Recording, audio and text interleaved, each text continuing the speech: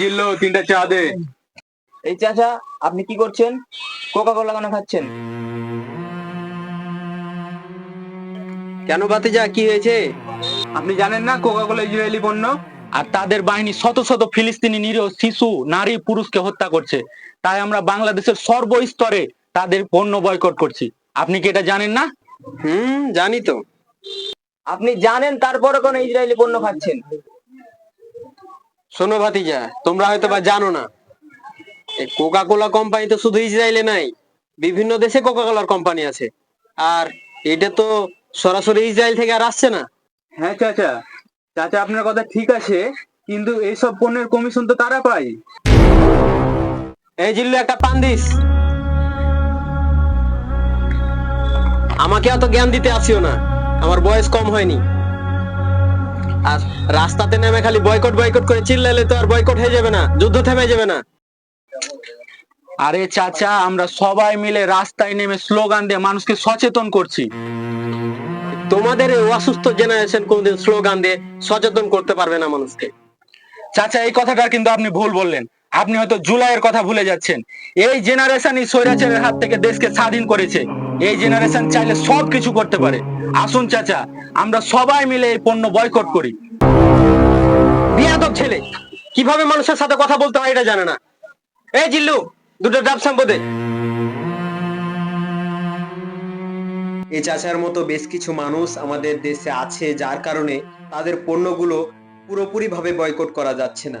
আসুন, এইসব আজগুবি চিন্তা ভাবনা থেকে বের হয়ে আমরা সবাই তাদের পণ্য সামগ্রীগুলো নিজ নিজ জায়গা থেকে বয়কট করি। এই ভাই, এদিকে দেখেন। আপনি কি টিভিতে, মোবাইলে কিংবা কারোর মুখে শুনেননি ফিলিস্তিনের মানুষরা কতটা অসহায় ভাবে জীবনযাপন করছে? তাদের কত মানুষ আহত, নিহত হচ্ছে। তারপরও কেন আপনি তা ইসরায়েলি পণ্য ব্যবহার করছেন? আমি জানি বয়কট করা উচিত ইসরায়েলি পণ্য, কিন্তু আমার ব্যবসার কি হবে? আমি যদি কোকা কোলা বিক্রয় বন্ধ করি তাহলে আমার ইনকাম কমে যাবে। ভাই, এটা শুধু আপনার ব্যবসার ব্যাপার না, এটা হচ্ছে মানবতার ব্যাপার। আমাদের ফিলিস্তিনের পাশে দাঁড়াতে হবে। আপনার এখানে যদি কোকা কোলা বিক্রি বন্ধ হয়, তাহলে আরো অনেকের সচেতনতা হবে। কোকা কোলা বয়কট করলে কি কিছু হবে? ইসরায়েল তো আন্তর্জাতিকভাবে শক্তিশালী, তাদেরকে কি একটি বোতলের মাধ্যমে বদলানো সম্ভব? শুনেন ভাই, এটা শুধু একটা বোতল না, এটা আমাদের সবারই নৈতিক দায়িত্ব। আমরা যদি ইসরায়েলি পণ্য বয়কট করতে পারি, তাহলে আমরা তাদের দেশের অর্থনৈতিক ভিত্তি দুর্বল করতে পারবো এবং আন্তর্জাতিক পর্যায়ে আমাদের সেই প্রতিবাদটা দৃশ্যমান হবে। আমরা আমাদের এই প্রতিবাদের মাধ্যমে বিশ্ববাসীকে জানিয়ে দিতে চাই যে ফিলিস্তিনের মানুষের জীবন মূল্যহীন নয় এবং আমরা এই অন্যায় নির্যাতন কেউ মেনে নিব না। তোমরা ঠিক বলেছো, আজ থেকে আমি কোকা কোলা বিক্রি বন্ধ করবো। হয়তোবা আমার ব্যবসার কিছুটা ক্ষতি হবে, কিন্তু মানবতা আগে। আমি ফিলিস্তিনের জন্য যা করতে পারি তা করব। ঠিক বলেছেন ভাই, আপনার এই কথা শুনে আমরা সবাই খুব খুশি হয়েছি।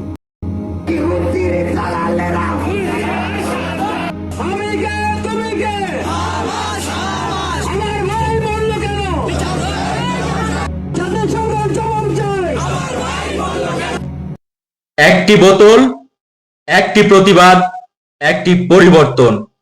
কোকা কোলা বয়কট করুন, ফিলিস্তিনের নির্যাতন বন্ধ করুন। তো দর্শক, আসসালামু আলাইকুম। আমাদের ভিডিওটা কেমন লাগলো অবশ্যই জানাবেন।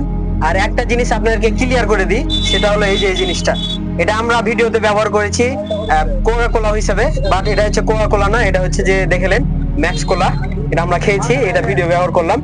তো এটাই হচ্ছে যে আমাদের কোকা কোলা, শুধুমাত্র ভিডিওতে ব্যবহার করার জন্য এটা করেছি। Coca Cola boycott. Coca Cola boycott.